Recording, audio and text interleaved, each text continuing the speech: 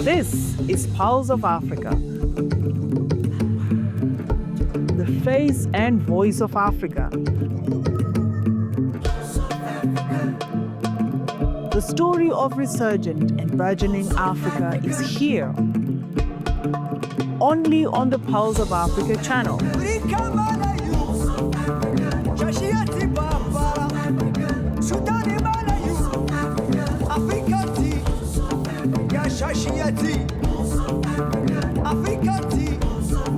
Pulse of Africa, the face and voice of Africa.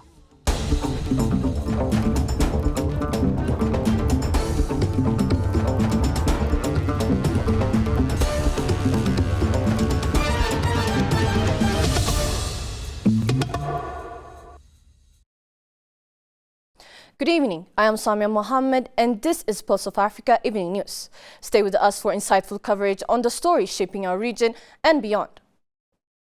President Tebboune reaffirms Algeria's unwavering support for comprehensive African development.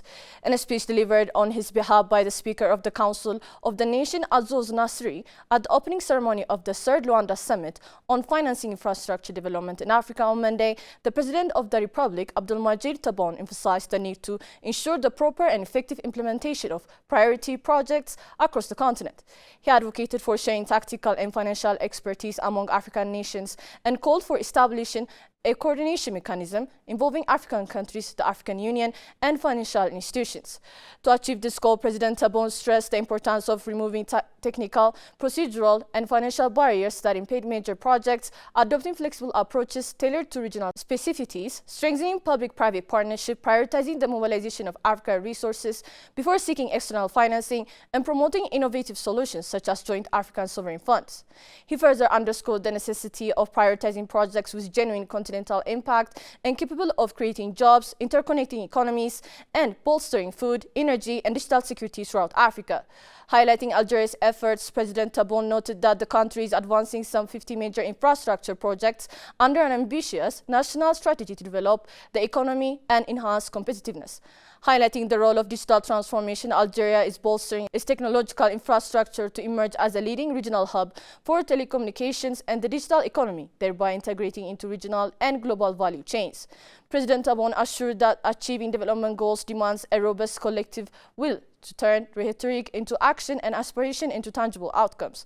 Reaffirming Algeria's commitment, he emphasized that building the future requires the active involvement of true change makers, especially youth, the continent's vibrant core and primary source of innovation and renewal. President Tebboune reiterated Algeria's readiness to collaborate with African siblings and AU institutions to advance continental development goals and solidify integration, a cornerstone of a visionary Africa that is strong, united, prosperous, unified in a voice, and propelled by shared resolve toward a brighter future.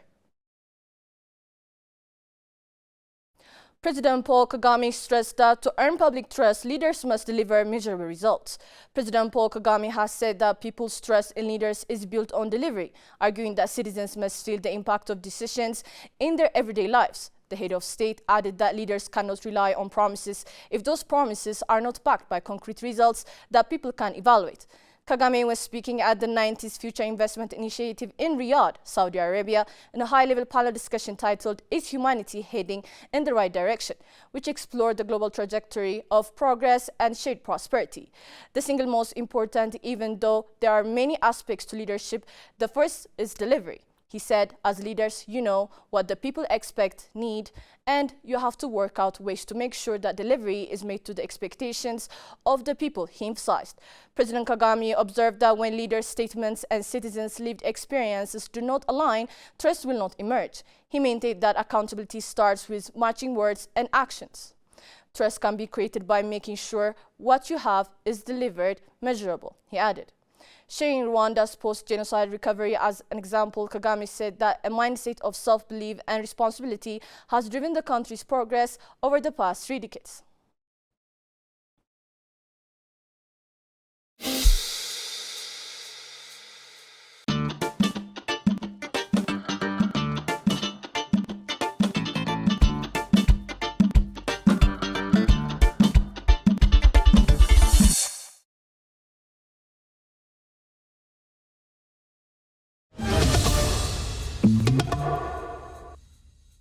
President Emerson Mnangagwa said that the agriculture sector is the foundation of Zimbabwe's projected economic growth. President Emerson Mnangagwa has announced that Zimbabwe's economy is expected to grow by 6.6% in 2025, driven largely by strong performance in the agriculture sector and expanded infrastructure development. Speaking at the official opening of the third session of the 10th Parliament, Mnangagwa highlighted key achievements across agriculture, mining, tourism and infrastructure, positioning them as pillars of the country's economic recovery. The national economy is projected to grow by 6.6% in 2025, anchored on the recovery in the agricultural sector with record harvest of tobacco, maize, wheat, and other crops, he said.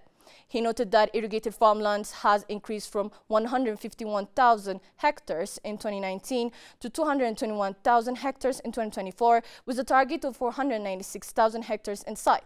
These efforts, he added, are enhancing climate resilience and sustainability. In the mining sector, the president emphasized the government's commitment to responsible investment and environmental protection. He said the Mines and Minerals Amendment Bill, now gazetted, will be finalized during the current parliamentary session.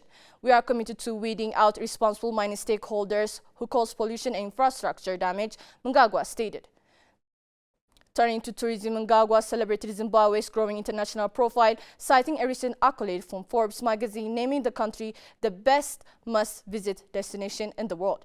He urged lawmakers to fast-track the Tourism Amendment Bill to support continued growth in the sector. Infrastructure also remains a top priority, with the president reaffirming the government's focus on completing key road projects. He further reported a significant boost in Zimbabwe's foreign currency inflows, which reached $10.4 billion by August 2025, a 26.8% increase from $8.3 billion recorded during the same period last year.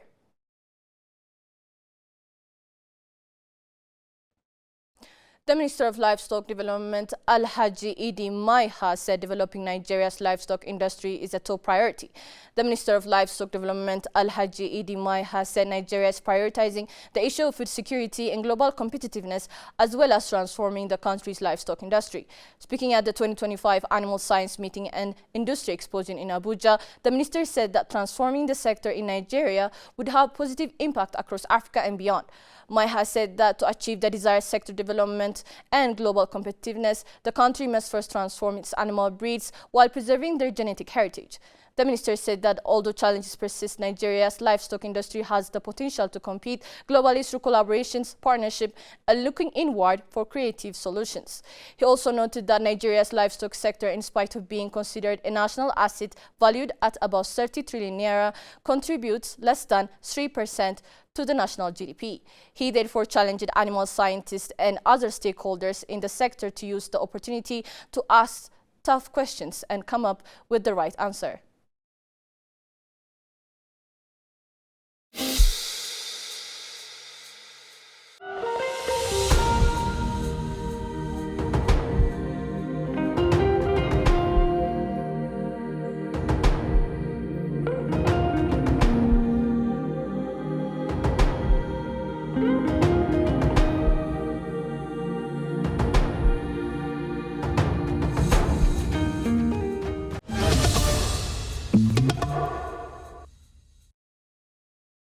Experts highlight research and innovation as the cornerstones for boosting Africa's agricultural productivity.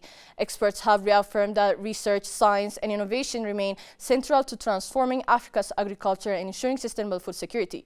Dr. Mahama Odurago, former director of the Department of Education, Science and Technology and Innovation at the African Union, emphasized that agriculture is vital for Africa's economic growth, contributing significantly to national GDPs and serving as a key driver of poverty reduction.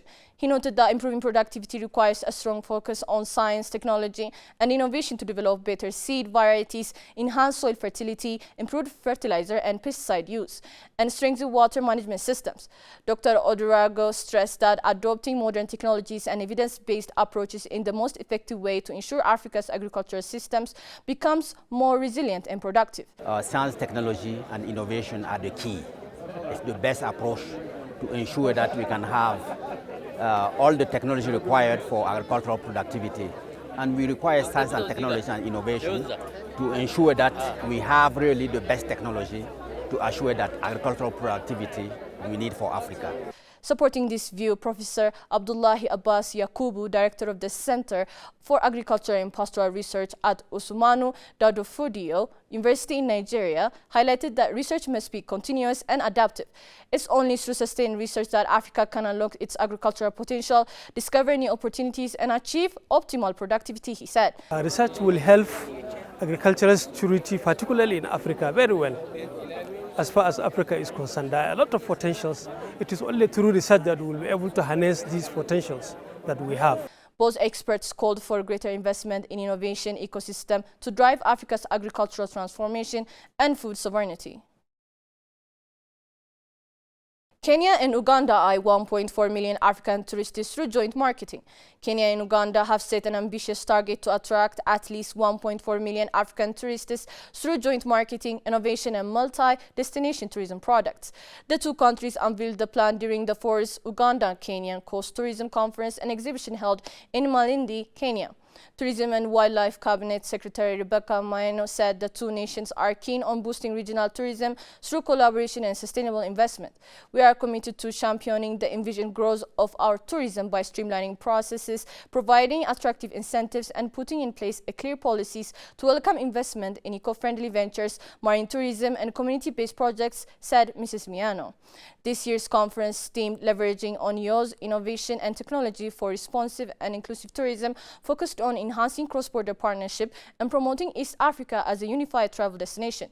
Ms. Miano noted that Uganda remains one of Kenya's key source markets, with more than 225,000 Ugandan visitors recorded last year, accounting for 9.4% of total international arrivals.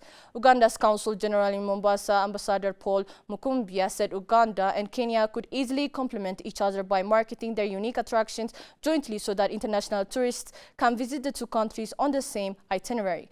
The collaboration builds on the Memorandum of Understanding signed in July 2025 between President William Ruto and Yoweri Museveni, which provides a framework for joint marketing, policy development, and tourism infrastructure investment.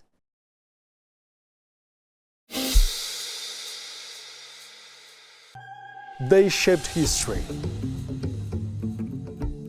They inspired generations. They are the notables. Join us as we honor Africa's greatest minds and trailblazers, the notables, celebrating Africa's icons.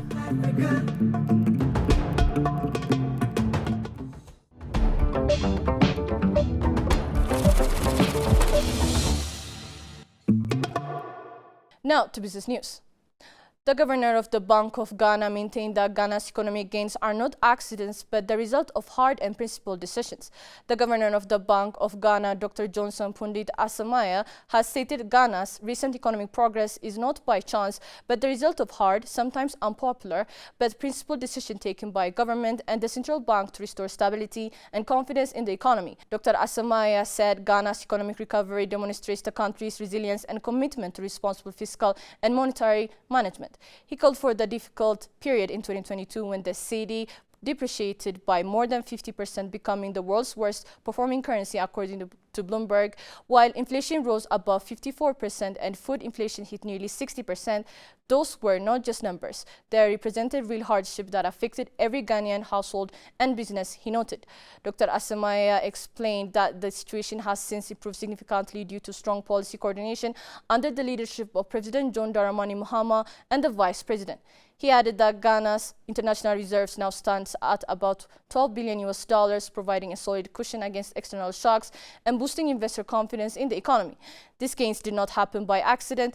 They are the outcome of tough but necessary decisions: fiscal consolidation by government, tight monetary policy by the Bank of Ghana, and renewed confidence from investors and the public, he emphasized. The governor said the Bank of Ghana remained dedicated to ensuring price stability, preserving financial system resilience, and supporting long-term inclusive growth.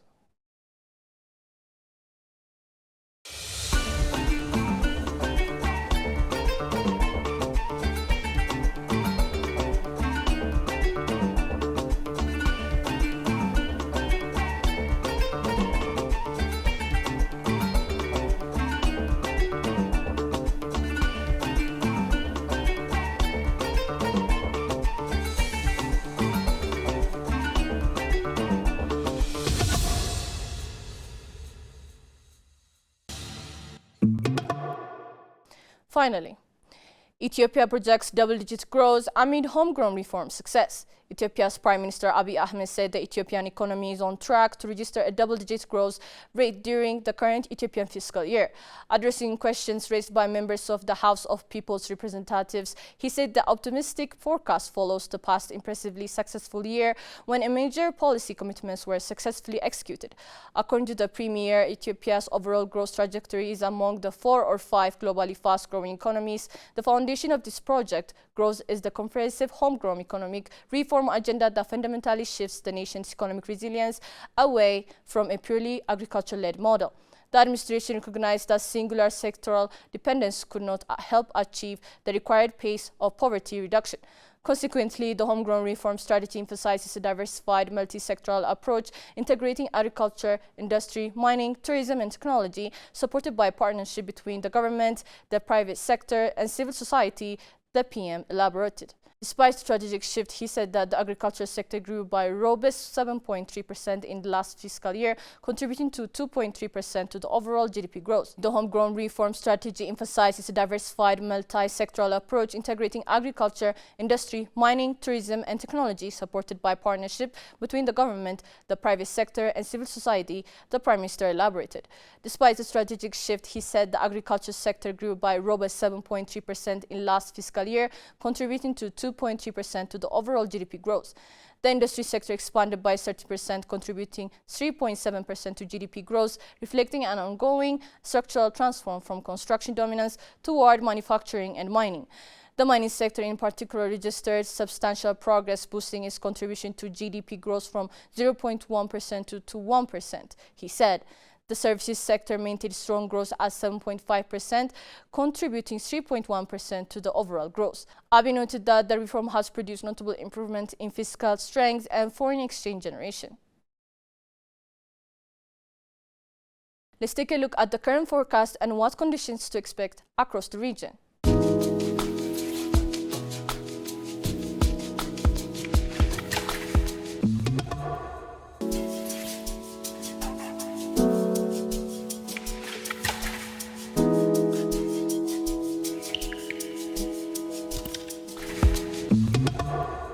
That's all from Pulse of Africa News for the hour. Thank you for joining us and stay tuned for more updates from Africa.